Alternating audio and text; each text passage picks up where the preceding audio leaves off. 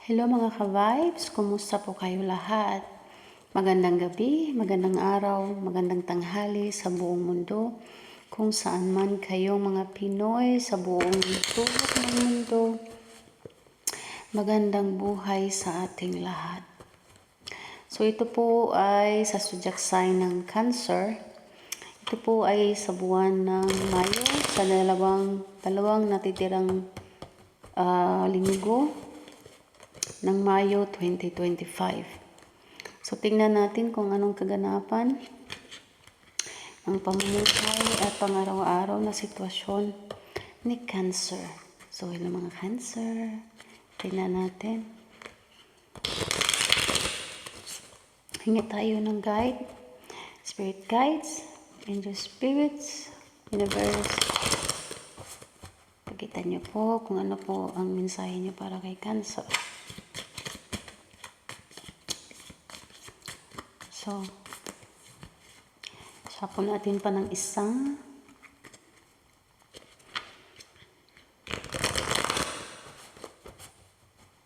So, mga Cancer.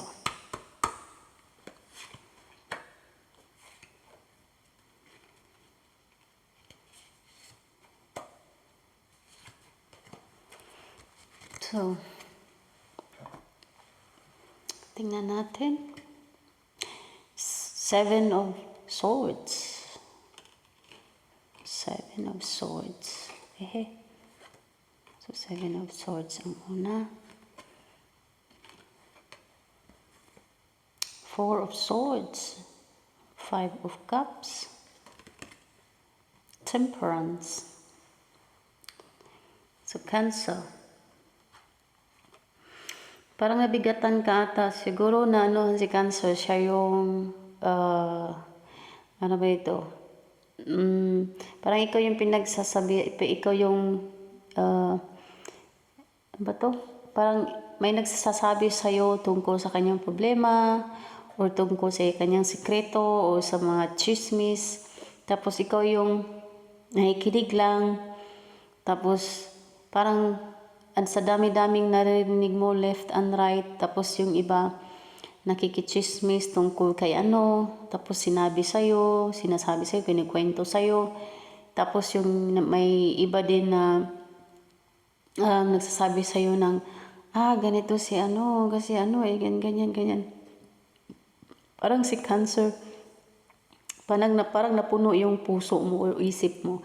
Hindi mo sinasabi kung for the sake na ayaw mong ayaw mong disappoint yung tao, hinayaan mo na lang siya na magsasabi ng, magsusumbong sa'yo or makimarites sa'yo.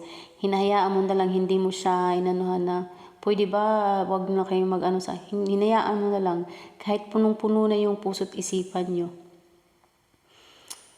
So, yan ang naramdaman ni Cancer. Ikaw yung sumbungan Sumbungan si Cancer sa mga balita. So, hindi na nila iniisip na may sariling problema ka rin. May private life ka din na kailangan mong pagtuunan ng pansin. So, may iba dito, may ibang Cancer dito na tahimik. Yung mostly dito mga introvert na nakikita ko, mga Cancer introvert. Yung iba extrovert, mostly mga introvert na nakikita ko dito. Meron dito, mag-ingat po kayo, may ibang nakikita ko dito na mga Cancer. Siguro sa trabaho, mag-ano lang po kayo sa part ng trabaho nyo, hindi talaga maiwasan na may mga kasama kayo sa trabaho na nag-uukray o di kaya parang yung inanuhan ka ng problema, parang ginagawan ka ng problema, yung parang mga, in short, sip-sip sila sa mga boss nila. Yun, parang sip-sip. Tapos, ikaw, normal lang nagtatrabaho, wala kang basta ginagawa mo lang yung trabaho mo, yun. Tapos, yung iba, mga kasama mo sa trabaho ay, paagaw pansin, yung pasipsip sa boss, pasipsip sa manager, kung ano man ang trabaho na, basta sa part sa trabaho to, Madaming pasipsip. Tapos si Cancer ano lang, yung hinahayaan niya yung ano kahit narinig din niya na chinichismis siya, inanuhan siya, pero wala siyang pakialam. Pero punong-puno na yung puso't isipan ni Cancer. Kasi may nakikita ako dito sasabog si Cancer eh. Sasabog talaga sa galit si Cancer. Yes po. May dito din, may siguro sweldo, may pera. May iba dito na ano, nagtatrabaho pero nanghingi pa rin ng tulong sa parents nila or kapatid nila. Parang hindi enough kung anong sahod na nakuha niya. Meron dito nasa ibang bansa. Itong nakikita ko sa ibang bansa, ano siya, malaki yung posisyon niya sa trabaho. Meron din dito nasa ibang bansa may sarili siyang negosyo. Yung iba, nag-normal na trabaho, malaki yung sahod. Paplano na siyang magbakasyon, mag-uwi sa Pilipinas, yung iba for good. Ang daming ano ni Cancer. Ang dami mong iba dito, ang daming responsibilidad sa buhay. Yes po. May iba dito, hindi pa sila nakafocus na magkarelasyon. Fling-fling lang pero hindi talaga seryoso. Mayroon din ditong mag-asawa sila pero medyo yung time nila ano sila sa oras nila eh. Hindi sila pang-abot halos sa bahay. Kasi yung oras nila ano yung time schedule nila. Parang opposite. Yun, nakikita ko dito. Tapos may iba ditong single mother, single parent, single father, yun. Siya lang ang nagtataguyod sa kanyang mga anak. Ang dami talaga, sumasakit na yung ulo ni Cancer. Magpatingin po kayo, huwag masyadong mag-meditate po mga Cancer. Magpa-meditate po kayo, punta po kayo ng simbahan, lagit kayo ng kandila, magdasal. Meron dito talaga si Cancer sasabog na eh. May sasabog talaga sa galit dito. Yes po. Magpa-check up po kayo. Medyo masakit yung tiyan. Yung iba dito, masakit yung tiyan. Huwag nyo ignorin yan. Tapos may nafe-feel ako ditong medyo may acid, may ano sa sikmura. Nagka-acid yung, ano ba tong ano na to, na hyper, hindi siya hyper yung, maano niya, bawal sa'yo yung mga maanghang. Kasi magtitrig yan, yung naramdaman nyo na, ano, acid sa tiyan.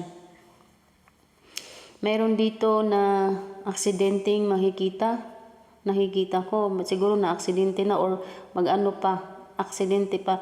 Mag-ingat po kayo. Huwag po masyadong mag-ano sa pagmamaniho. Di kaya pag naglakad kayo, kahit naglakad lang kayo, kahit dyan lang kayo nakatayo sa puno, huwag masyadong mag-ano na sa daan kayo. Tingin-tingin po kayo sa paligid, mga kuryente or anumang mga poste na ano dyan. Magtingin-tingin po mga Cancer kasi may makita ako dito mabagsakan eh. May kuryente, mababagsakan ng kahoy o maanuhan ng poste. Meron talaga dito. Sa kapirahan ni Cancer, yung iba nga dito, ano pa sila hingi ng tulong sa kanilang, kahit may trabaho, yung iba dito walang trabaho, hingi pa rin ng tulong sa kanilang parents or kapatid. Meron ditong, tungkol sa kapirahan yung iba, settle naman yun, malaki yung sahod yung iba, nakita ko dito, nasa ibang bansa, may naipon, may magbabakasyon. Mag-meditate mga Cancer, kulang po kayo sa pahinga, yung iba dito. Yes po, ginagabayan po kayo, may nagagabay po sa kay Cancer. Pag nananaginip po ba, may nakita ko dito na naginip si Cancer na ano eh, para kang lumilipad ka pero para kang pahilain sa baba. Ano ba to? Lumilipad sa panaginip mo to lumilipad ka tapos parang hihilain ka papuntang baba. Yun. Yun ang panaginip ni Cancer. May iba din dito na nagpa-pretend na ano siya, okay lang. Wala akong problema. Yung iba dito, seryoso lang sa kanilang sitwasyon. Wala silang jowa. Fling-fling lang, pero hindi talaga nila siniseryoso na magka-jowa. Meron ditong siguro isa to sa trabaho, sa part ng mga kasama sa trabaho. May nagkakagusto dito kasama sa trabaho. Hindi ko maanuhan kung may asawa na ba or wala pa or may ano. Basta may nagkakagusto dito kasama sa trabaho. Yes. May nakita ako ditong puti na damit. Puti na damit, nakasuot siya. Puti talaga, lahat puti. Nakaputi siya. Yes, nakaputi siya lahat. All over puti. Lahat puti. Wala akong nakitang anong kulay na kanyang sapatos, basta nakaputi siya lahat. May nagabay talaga sa iyo, Cancer. Ginagabayan po kayo. Yung inyong mga anghel, yung inyong mga spirit guides, ginagabayan. May single parents dito. Tingnan pa natin kung anong dagdag. Strength. So, tibayan nyo ang inyong loob. Queen of Swords. Most dito talaga yung may single parents talaga dito. The Chariot. So, responsibilidad. Plano at responsibilidad. So, huwag po kayong mag-alala mga Cancer. So, darating po ang swerte sa inyo balang araw. Yung iba dito,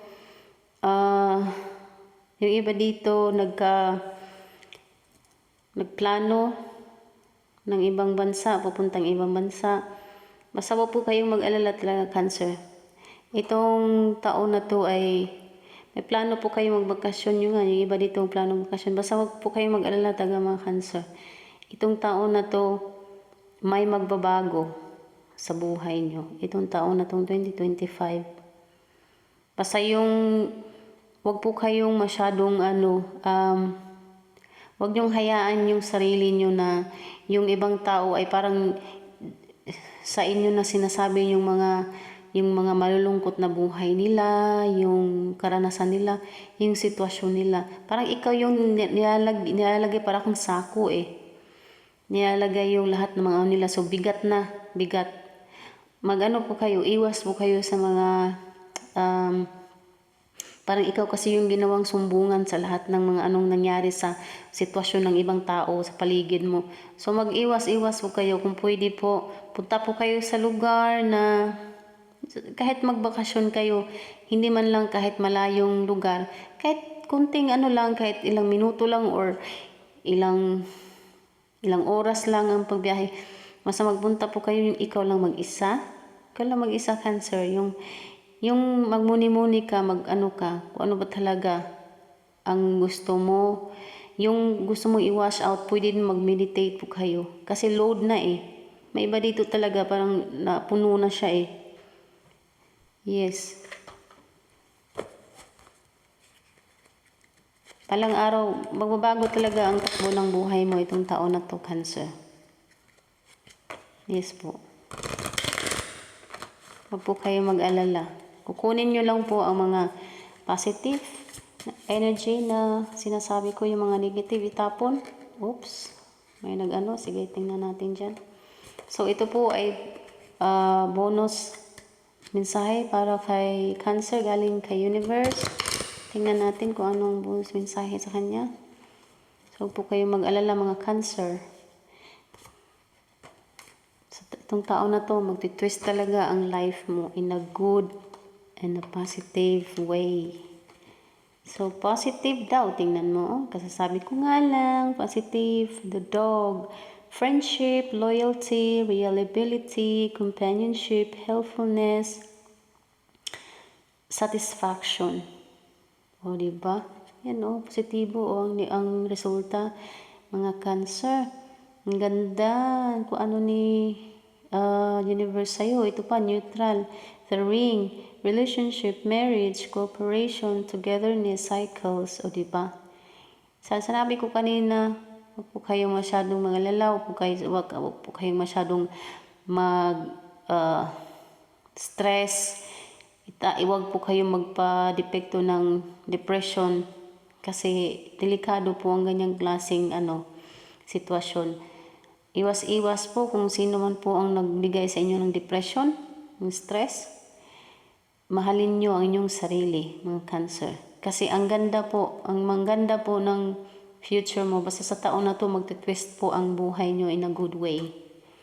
Okay mga Cancer, maraming salamat sa panonood. Hanggang dito na lang po muna tayo.